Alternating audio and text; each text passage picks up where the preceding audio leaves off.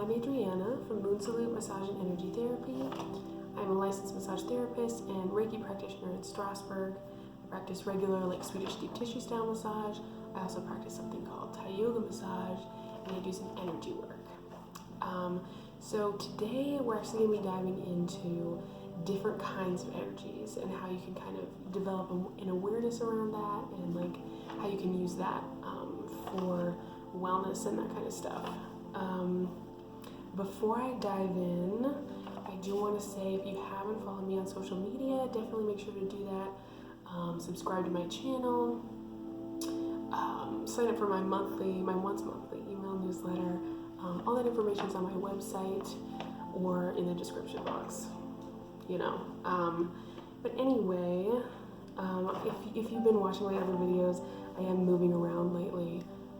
Usually I have this little stool that I use for table massage. I usually sit on the stool and I have the camera on the table, but that's uncomfortable, to be honest with you. So today I'm actually sitting on the Thai mat. Here, I'll show you. Ta-da! It's 3 inches of cotton, basically. It's really comfy. You should definitely try it out. Anyway, so what we're going to be talking about today is the concept of duality. So as soon as you're dividing up different kinds of energies, the beginning point is dividing it in half into this duality concept. So this, you can say masculine or feminine energy. Yin and yang is the same concept. It's just different cultural philosophy, But basically the idea is you start out with a whole. So the example that I'll use is a 24-hour period. So a day.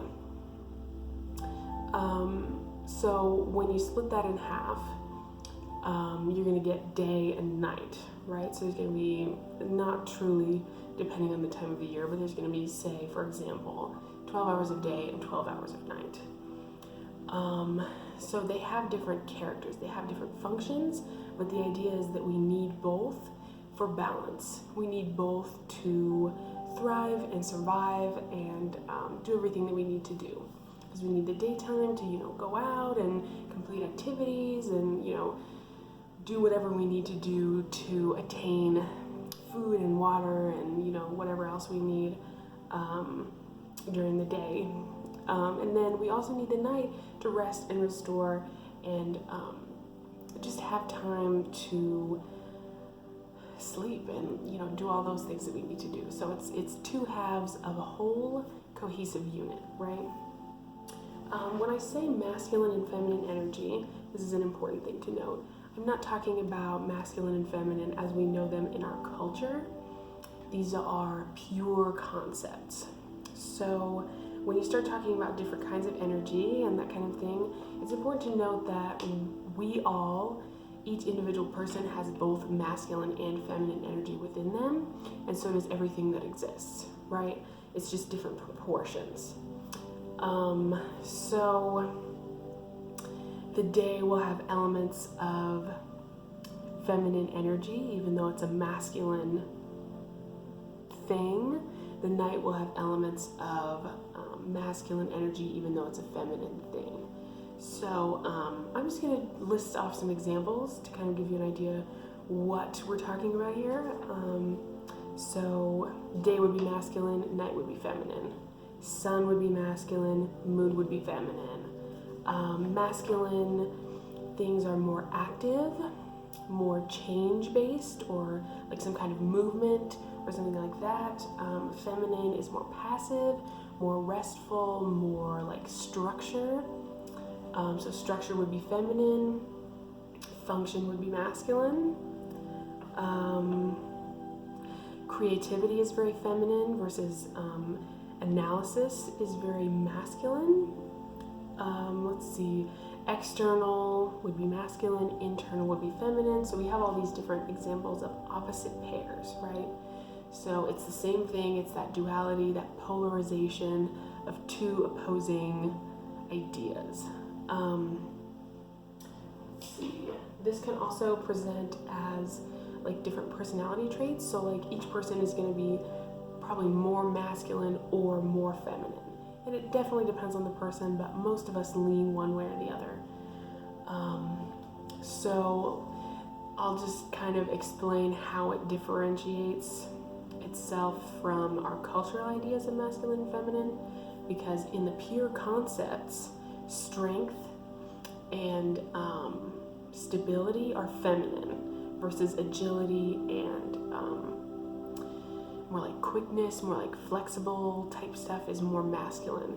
But in our cultured ideas of masculine and feminine, strength is definitely a masculine concept, right? We think of men as stronger than women traditionally.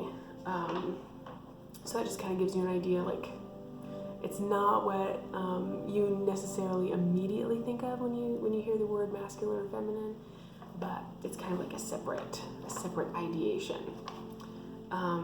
So strength and stability are feminine, quickness and flexibility are masculine. People who are more feminine are really dependable. Sometimes they can be predictable. People who are really masculine can be spontaneous, or they can sometimes be flaky. So that I hope you're getting an idea. If you have any questions, definitely comment or contact me directly or whatever. But that's the basic idea of masculine and feminine, and it's always that that philosophy of like we need both for like optimum function, right? So this is really useful when it comes to balancing yourself out. So like me personally, like I'm a more masculine person, energetically speaking. I'm really, like I tend to focus on movement and change. Like I love to brainstorm, I love to start projects, I love to take action on things. I have a sister who's very much feminine, and she, like I have 1,000 hobbies, I always love to try new things. She has like a couple hobbies, and she likes to stick with those and be really like consistent in her practice of them and that kind of thing. So like think of if you were gonna clean the garage, a masculine person might just on a whim one day like run out there and clean the whole thing and just do like a marathon, versus like a more feminine person might set aside a half an hour every day for a period of weeks and complete it that way. And to be totally honest, the more masculine person will probably on a whim one day decide to clean the whole garage in one day and not finish. That's definitely something that I would do. But you see, there's like strength and weaknesses in both sides, and really and truly the goal is to balance ourselves out so that we can be spontaneous sometimes and dependable sometimes, right? Let's see. If you think of any other examples, I would love to hear them. It's always really interesting to kind of play with these concepts, because they are, I mean, a lot of people acknowledge these concepts and a lot of people work with these, but really and truly they're kind of open to interpretation. So one thing I like to play with is like seasons. So summer would probably be masculine because it's such an active time, things are growing, plants are blooming, there's bees everywhere, there's, pollinators everywhere, animals are active, they're out doing things. Excuse me. It's a much more, like, it's a fertile time, right? And then the winter is much more feminine because it's centered around stillness, rest. There, like, food is not as plentiful and it's cold outside, so we stay indoors. Much more restful, much more passive in the summertime. The other thing is you can play with like directions.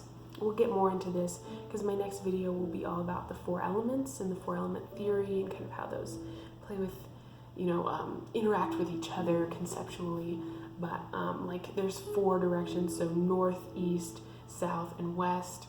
Each element correlates to a direction, that kind of stuff. You can also look into colors and be like, okay, well this color, like yellow, might be more masculine, whereas blue might be more feminine. But again, it's kind of open to interpretation a lot of times, and it is really fun to play with, and it helps you kind of learn the concepts and get your own feel for it. Just for fun, I have singing bowls. So I have two. So here's the first one. It's definitely bigger. Then I have another one. Let's see if we can balance it. Okay. So we could say that one of these is masculine and the other is feminine, right? So we can kind of play with those concepts in everyday life and also drop the mallet.